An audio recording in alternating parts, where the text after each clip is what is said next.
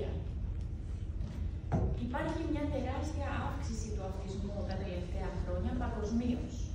Ανάλογα με τη χώρα και τις έρευνες, δίδεται από 60 έως 1000% αύξηση των περιστατικών τα τελευταία 30 χρόνια. Αμερικάνικες έρευνες δεν μιλάνε και για αύξηση 2000%. Και αυτό μπορεί κανείς εύκολα να το δει αν δούμε τους αριθμούς. Στη Δανία, για παράδειγμα, το 1980 ήταν 20 στα 100.000 περιστατικά. Μέσα σε μια δεκαετία γίνανε 100 στα 100.000. Μιλάμε δηλαδή για μια αύξηση 50 φορές. Το 2018, 16 στα 1000 παιδιά. Μέσα δηλαδή σε αυτά τα 30 χρόνια, 800% αύξηση των διαγνώσεων. Μόνο στη Δανία. Από το 2011 και μετά, με έρευνες, έχει φανεί εντωμεταξύ ότι αυξάνεται η επίπτωση του αυτισμού και της ΔΕΚ με την ηλικία. Αυτό σημαίνει ότι όσο μεγαλώνει κανείς, είναι τόσο περισσότερες οι πιθανότητες να διαγνωστεί με αυτισμό και ΔΕΚ και όχι το αντίστροφο. Ο επιπελασμός της ΔΑΦ, όπως λέμε δηλαδή τον αυτισμό, διαταραχή αυτιστικού φάσματος, κυμαίνεται ανάλογα με τις έρευνες, τις μελέτες και τη χώρα από 1,5 έως και 3% με επίσημα στοιχεία. Ανεπίσημα, ωστόσο, υπολογίζεται ότι είναι πολύ παραπάνω, αφού πάρα πολλοί άνθρωποι, και ειδικά ενήλικες, είναι αδιάγνωστοι σήμερα. Αλλά και ακόμα περισσότερα παιδιά και ενήλικες που δεν έχουν πρόσβαση. Οι αιτίες λοιπόν της αύξησης των διαγνώσεων έχουν απασχολήσει τους ειδικούς και έχουν δημιουργήσει μελέτες από αυτού. Το 60% θεωρείται ότι οφείλεται σε διοικητικές αλλαγές και ποιες είναι αυτές, θα το δούμε αμέσως μετά, έχει να κάνει με τα διαγνωστικά κριτήρια εν μέρει. Το 40% οφείλεται σε πραγματική αύξηση των περιστατικών. Και αυτό έχει αποδοθεί στην μεγαλύτερη ευαισθητοποίηση των γονέων και των ειδικών, οι οποίοι πηγαίνουν τα παιδιά, τους συγγενείς και προσέρχονται και οι ίδιοι για διάγνωση, ενώ παλιότερα θα λέγανε «Α, έτσι είναι, κλειστός χαρακτήρας, δύσκολο παιδί, άλλο παίρνει τα γράμματα» και διάφορες άλλες εξηγήσεις. Παράγοντες κινδύνου στο περιβάλλον έχουν επίσης ενοχοποιηθεί, όπως για παράδειγμα λοιμώξηση, μόλυνση, μεγάλη ηλικία των γονέων, έχουν υποφύγει για εμβόλια, ωστόσο δεν έχουν επιβεβαιωθεί. Η μεγαλύτερη ανάγκη για διάγνωση και ειδικά για διάγνωση στην ενήλικη ζωή είναι επίσης ένας παράγοντας, και αυτό σημαίνει ότι για να έχει κανείς πρόσβαση στις υπηρεσίες υγείας και στην κατάλληλη βοήθεια, χρειάζεται πλέον να έχει μια διάγνωση, αλλιώς δεν μπορεί να λάβει τη βοήθεια που χρειάζεται. Και επίσης ότι έχουμε αποκτήσει σαν ειδικοί περισσότερη ενημερότητα, αναπτύσσονται περισσότερα διαγνωστικά εργαλεία και πρόκειται στο μέλλον με τη βοήθεια της τεχνολογίας να αναπτυχθούν κι άλλα που θα κάνουν τη διάγνωση ακόμα εγκυρότερη και εγκυρότερη. Η αλλαγή λοιπόν στα διαγνωστικά συστήματα που σας έλεγα πριν έγινε το 2013 και αυτό είναι το πέρασμα από το DSM-4 στο DSM-5. Αυτό έχει οδηγήσει σε μια γενική αλλαγή του τρόπου που σκεφτόμαστε πλέον πάνω σε όλες πάνω κάτω τις ψυχιατρικές διαταραχές, αλλά και πολύ συγκεκριμένα για τις νευροαναπτυξιακές διαταραχές. Θα το δούμε μετά ποιες είναι αυτές οι αλλαγές στον τρόπο σκέψης. Το ίδιο έχει γίνει και με το ICD-10, που ακόμα χρησιμοποιούμε στην Ελλάδα. Το 2022 έχει πλέον εκδοθεί το ICD-11, το οποίο μένει ακόμα να εφαρμοστεί στη χώρα μας. Έτσι λοιπόν η μετάβαση μεταξύ αυτών των δύο συστημάτων σημαίνει πέρασμα της σκέψης μας από το dimensional μοντέλο, δηλαδή από το διαστατικό μοντέλο που σκεφτόμασταν για τις ψυχιατρικές διαταραχές, στο φασματικό μοντέλο. Και συγκεκριμένα, το κάτω διάγραμμα είναι μία, κατά παράδειγμα, απεικόνηση του πώς σκεφτόμαστε στον φασματικό τρόπο. Ένας άνθρωπος λοιπόν που προσερχόταν θα μπορούσε να είχε διάγνωση που ο ψυχίατρος έψαχνε να βρει αν ανήκε στον άξονα 1, που ήταν η μείζωνα ψυχοπαθολογία, κατάθλιψη, άγχος, διπολική ψύχωση, ή ή αν ήταν στον άξονα 2, που ήταν οι διαταραχές προσωπικότητας, ή στον άξονα 3, που ανήκαν οι νευροαναπτυξιακές διαταραχές, και αυτά κατά κάποιο τρόπο αλληλοαποκλείονταν και μεταξύ τους, με την έννοια ότι έπρεπε να δούμε ποια είναι η σωστή κατηγορία να τα τάξουμε. Τώρα, ωστόσο, αναγνωρίζουμε και στην ψυχιατρική γενικότερη παθολογία, αλλά ειδικά στις νευροαναπτυξιακές διαταραχές, ότι μία δεν αποκλείει την άλλη. Παλιότερα συγκεκριμένα, αν κάποιος είχε αυτισμό, αποκλείονταν η ΔΕΠΗ και το αντίστροφο. Τώρα ξέρουμε ότι ένας άνθρωπος μπορεί να έχει διαφορετικά ποσοστά και σε διαφορετικό βαθμό στοιχεία από περισσότερες νευροαναπτυξιακές διαταραχές. Και αυτά είναι μερικά παραδείγματα πώς μπορεί να είναι, για παράδειγμα, το φασματικό μοντέλο σε έναν άνθρωπο που προσέχεται και έχει και μαθησιακές δυσκολίες και ΔΕΠΗ και αυτισμό, άλλοτε σε άλλο βαθμό. Έτσι λοιπόν έχουν καταργηθεί και κάποιοι όροι που χρησιμοποιούνταν παλιότερα, όπως ο όρος Asperger, που πλέον έχει αντικατασταθεί από τον αυτισμό υψηλής λειτουργικότητας. Αυτό αντιστοιχεί στο επίπεδο 1 κατά DSM-5, τα οποία επίπεδα καθορίζονται ανάλογα με την ανάγκη που έχει το άτομο για υποστήριξη. Ωστόσο, αυτός ο διαχωρισμός είναι ένας διαχωρισμός που δεν αρέσει σε πολλά νευροδιαφορετικά άτομα και έχουν υπάρξει πολλές αντιδράσεις, γιατί θεωρείται ότι υποτιμάει την ανάγκη των ατόμων με υψηλής λειτουργικότητας αυτισμού για υποστήριξη, η οποία ομολογουμένως είναι μεγάλη. Επιπλέον, το προσωπικό προφίλ του κάθε ατόμου καθορίζεται στο DSM-5 με επιμέρους δείκτες, όπου μπορεί να προσδιοριστεί αν συνυπάρχει νοητική υστέρηση, επιληψία, κάποια άλλη οργανική διαταραχή, η ηλικία εμφάνισης των συμπτωμάτων, η οποία πια δεν χρειάζεται να είναι αυστηρά κάτω από 3, όπως ήταν στο ICD-10. Έτσι, δηλαδή αναγνωρίζεται το DSM-5 ότι μπορεί ο αυτισμός να γίνει και να διαγνωστεί σε αργότερη ηλικία, ή αν υπάρχει παλινδρόμηση. Υπάρχουν και κρυφές μορφές αυτισμού, οι οποίες δεν είναι επίσημα στα διαγνωστικά κριτήρια και δεν έχουν μελετηθεί ακόμα εκτενώς. Ωστόσο, όλο και περισσότερη συζήτηση υπάρχει για αυτές, ειδικά σε φόρουμ, σε άτομα που τα ίδια πλέον έχουν πάρει την κατάσταση στα χέρια τους και λένε ότι θα πρέπει και εμείς να συμμετέχουμε. Μία από αυτές είναι ο λεγόμενος κοινωνικός αυτισμός. Και αυτό είναι κάτι που οι ειδικοί θα πρέπει να αρχίσουν λίγο να βάζουν στο μυαλό τους, πριν αποκλείουν έναν άνθρωπο με μία ματιά ότι μπορεί να είναι αυτιστικός, μόνο και μόνο επειδή μιλάει σαν και εμένα, για παράδειγμα. Μπορεί να μιλάει ακριβώς έτσι και να είναι αυτιστικός.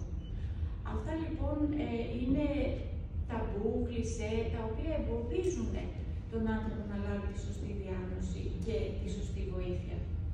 Επίσης, ένα άλλο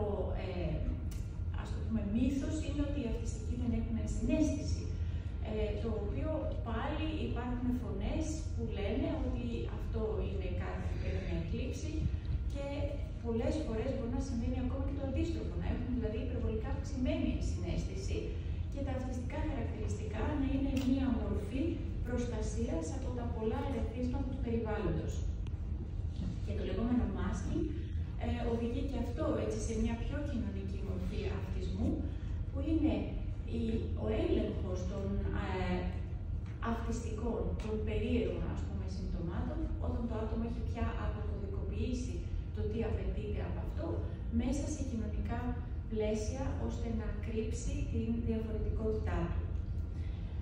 Ο αυτισμός και η χαρισματικότητα είναι επίσης κάτι το οποίο υποτιμάται πολλές φορές από τους ειδικούς, ότι μπορεί να συνυπάρχει, και έχω ακούσει ιστορίες στο ιατρείο μου, στο ΕΝΙΑ, να έρχονται άνθρωποι και να έχουν πάει πριν αλλού και να τους διώχνουν με την έννοια ότι δεν μπορεί να είσαι αυτιστικός γιατί έχεις πέρασει στο πανεπιστήμιο.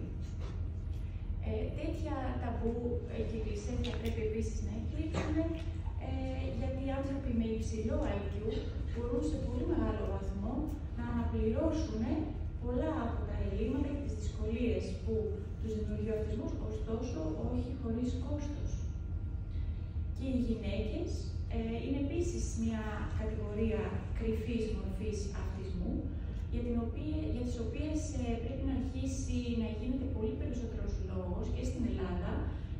σε διεθνές επίπεδο μιλάνε πλέον για το γυναικείο φαινότυπο του αυτισμού, που σημαίνει ότι αναγνωρίζεται όλο και περισσότερο ότι η ψαλίδα, η διαφορά των φύλων που μέχρι πρότινος πιστευόταν ότι υπήρχε ανάμεσα σε άντρες και γυναίκες, και ο αυτισμός δηλαδή ήταν πιο συχνός σε άντρες από τις γυναίκες, πιθανώς να οφείλεται σε bias, δηλαδή σε διαγνωστικό λάθος που έχει να κάνει με τα κριτήρια.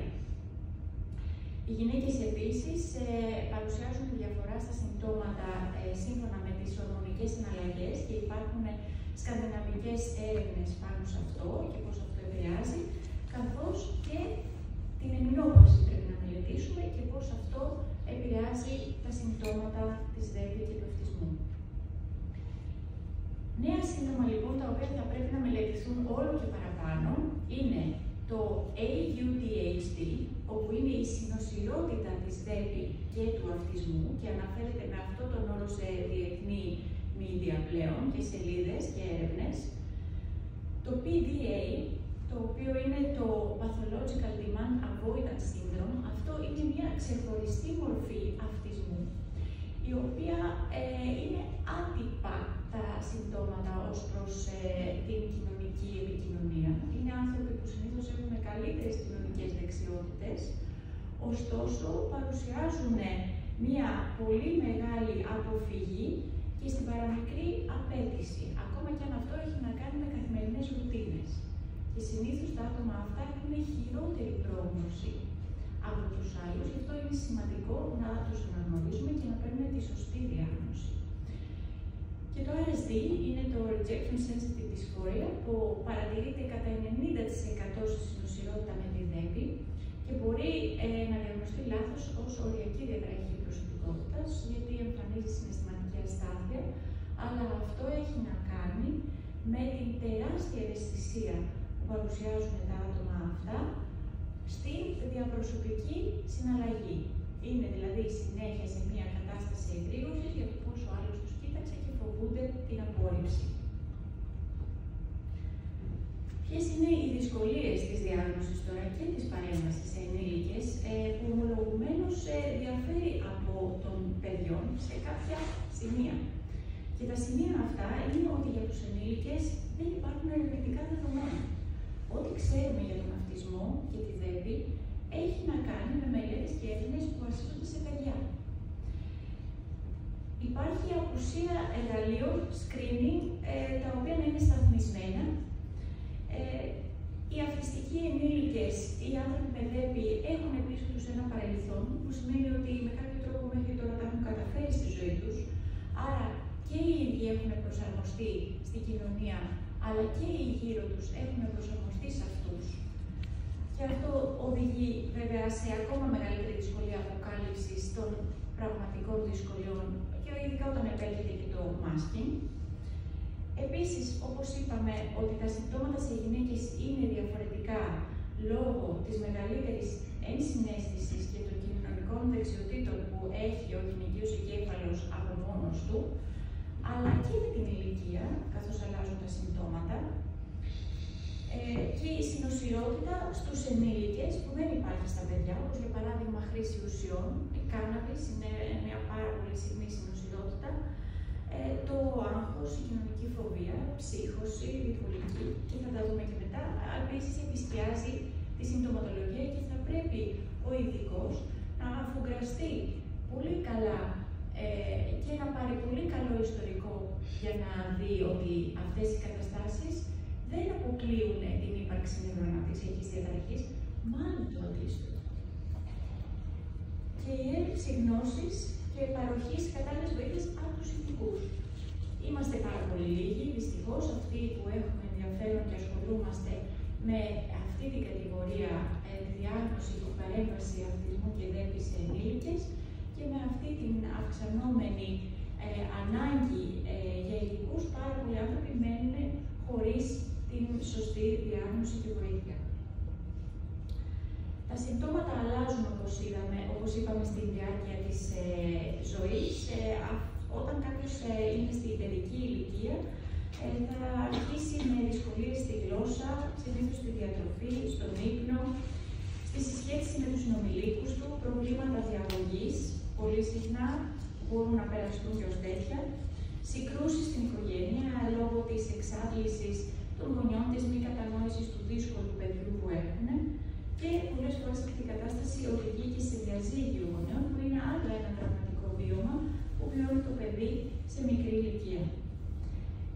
Στην σχολική ηλικία εμφανίζονται ίσως για πρώτη φορά μαθησιακές δυσκολίες, γιατί εκεί είναι που έχετε αντιμέτωπο για πρώτη φορά το παιδί με την ανάγκη αυτή. Υπάρχουν μετά μια αναδυόμενη σεξουαλικότητα, συνήθως πρώιμα ή και διαφορετική από τους άλλους συνομιλίκους. Υπάρχουν μετά ερωτήματα ως προς την ταυτότητα. Νιώθει διαφορετικό δηλαδή το παιδί και ο νέος ενήλικας. Αυτό μπορεί να οδηγήσει σε παραπτωματική συμπεριφορά και συγκρούσεις στο σχολείο.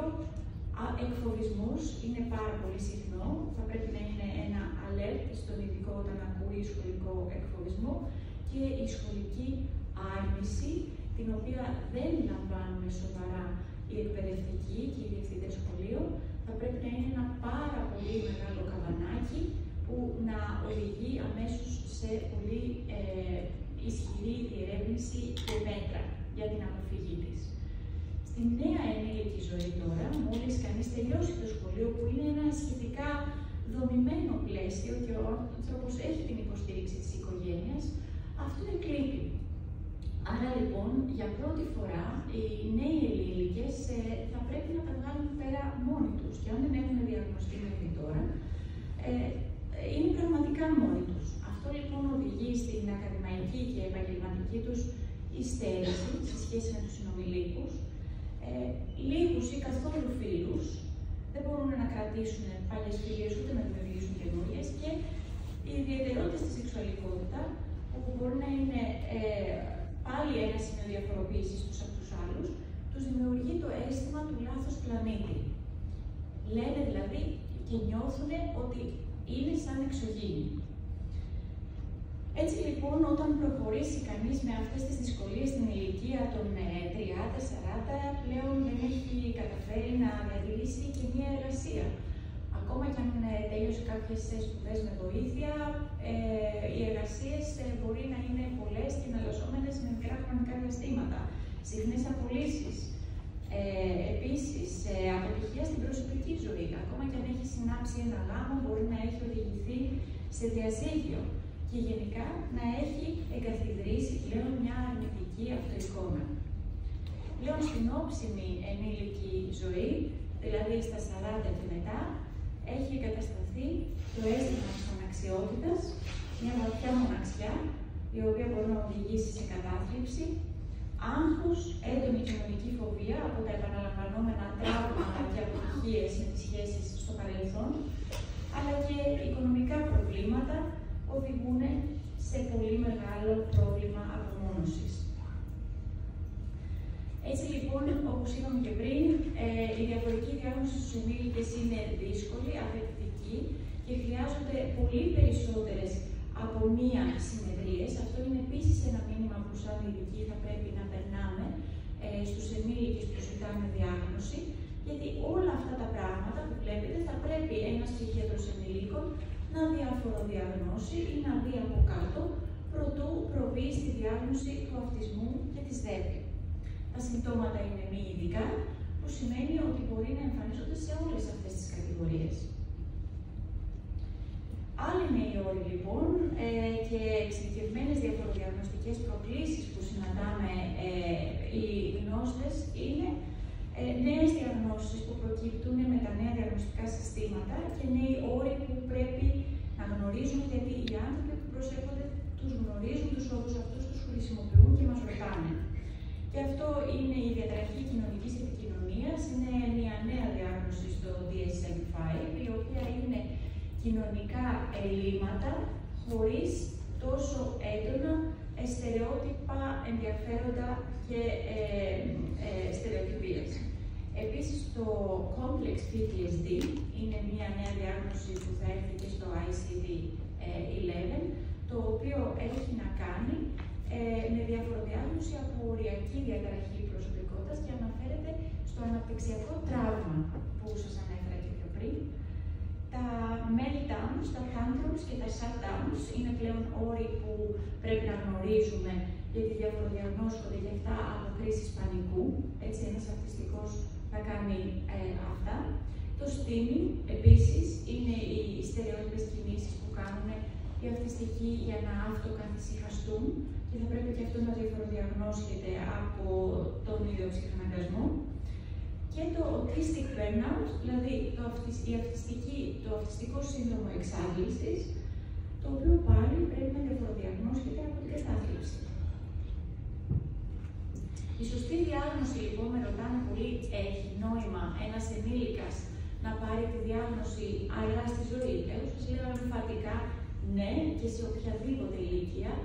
Έχω ανθρώπους που απευθύνονται με πολύ μεγάλη μου χαρά, τους υποδέχομαι στο ιατρείο, ακόμα και στην ηλικία μετά τα 60, μετά τη διάγνωση συνήθως κάποιου εγγονιού τους. Το συνηθέστερο είναι ότι απευθύνονται οι γυναίκες μετά τη διάγνωση κάποιου αρσενικού συνήθως παιδιού τους. Οι άντρες, ενώ έχουν και αυτοί πολύ μεγάλη ανάγκη και συνήθως η γυναίκα λέει είμαι σίγουρη ότι και ο άντρας μου είναι αυτιστικός, δεν προσέχονται σχεδόν ποτέ.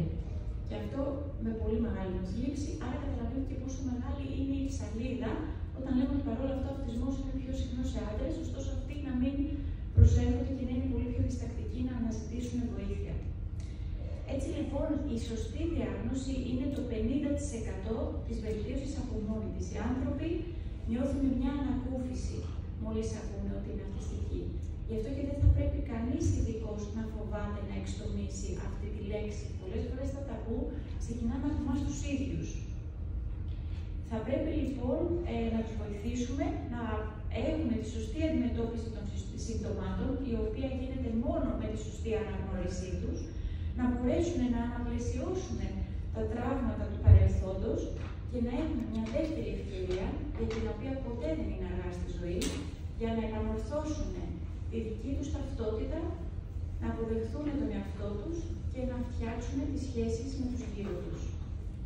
Έτσι μπορούν να επανοικοδομήσουν το πολύ χαμένο αίσθημα του ανήκει, που ωστόσο το έχουν πάρα πολύ ανάγκη. Έτσι λοιπόν στο ιατρείο, στο ΕΝΙΑ, ακολουθούμε μια ολιστική προσέγγιση διάγνωσης και παρέμβασης, η οποία βασίζεται σε διεθνείς κατευθυντήριες γραμμές από το Δανικό Σύστημα Υγείας, από το NHS, το αγγλικό, από το αμερικάνικο, τη ΣΑΠΑ, αλλά και από το ελληνικό Ολιστικό Σχέδιο Παρέμβασης για τον Αυτισμό. Χρειάζεται πολύ μεγάλη εμπειρία ενός ψυχιάτρου για να διαγνώσει αυτισμό και ΔΕΠΗ, διότι είναι μία αναπηρική διάγνωση που θα μείνει στον αγώνα για χρόνια και θα του αλλάξει την ταυτότητα. Οπότε είναι πολύ επιπόλαιο να πει κανείς μετά από 10 λεπτά κοιτώντας κάποιον ναι, έχει αυτισμό. Είναι απαραίτητο να ακολουθούνται αυτές οι μέθοδοι και να περιλαμβάνεται η επιστημονική ομάδα μέσα στην διαγνωστική διαδικασία.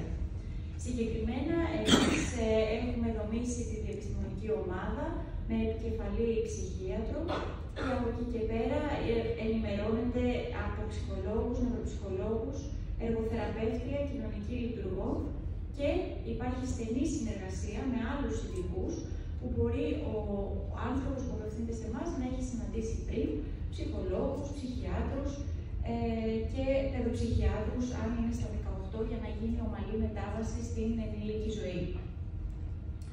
Ακολουθείται ένας εξατομικευμένος διαγνωστικός αλγόριθμος που στο τέλος δίδεται μετά από κατά μέσο όρο 5 τουλάχιστον συνεδρίες το feedback και φτιάχνεται το εξατομικευμένο πλάνο παρέμβασης βασισμένο πάνω στο προφίλ του κάθε ατόμου. Το ατομικό προφίλ, όταν λέμε φάσμα, θέλω να σας δείξω πόσο ευρύ είναι. Αυτό λοιπόν μπορεί να είναι οι διαφορετικές εκτελεστικές λειτουργίες και ο κάθε άνθρωπος, η τελίτσα του σε κάθε εκτελεστική λειτουργία, να βρίσκεται σε διαφορετικό σημείο πάνω στο φάσμα. Κανείς λοιπόν αυτιστικός δεν είναι ίδιος με τον άλλο. Και στη Δανία λένε, αν έχεις δει έναν αυτιστικό, έχεις δει έναν αυτιστικό. Μην βγάζεις δηλαδή συμπεράσματα ότι έτσι είναι όλοι. Εμείς λοιπόν φτιάχνουμε το ατομικό προφίλ του κάθε ωφελούμενου, όχι μόνο μέσα στο φάσμα και με τις εκτελεστικές λειτουργίες, αλλά και με την υπόλοιπη ψυχοπαθολογία.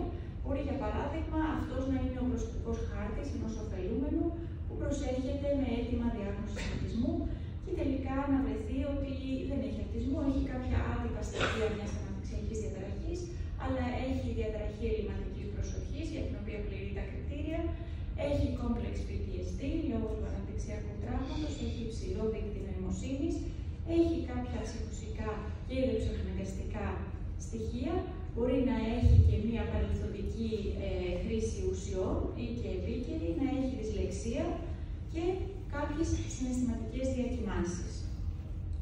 Με τον ίδιο τρόπο κάθε άνθρωπος έχει το δικό του προφίλ. Έτσι λοιπόν δημιουργείται το εξατομικευμένο ολιστικό μοντέλο παρέμβασης μετά την διάγνωση που βασίζεται πάνω στο ατομικό προφίλ και αυτά είναι που θα ακούσετε και στη συνέχεια πιο αναλυτικά από τους συνεργάτες μου. Ακολουθεί οπωσδήποτε ψυχοεκπαίδευση μετά τη διάγνωση και στο ίδιο το άτομο αλλά και στην οικογένεια ή τους σημαντικούς άλλους που εκείνο επιθυμεί. Αυτό είναι πάρα πολύ σημαντικό για να μπορέσει να υποστηρίξει πλέον τη νέα του ταυτότητα και να μην νιώθει διπλά χαμένο τι να κάνω εγώ τώρα τη διάγνωση με το σοκ που έπαθα αν αυτό έχει συμβεί. Και μπορεί αυτό να μετεξελιχθεί σε ψυχοθεραπεία.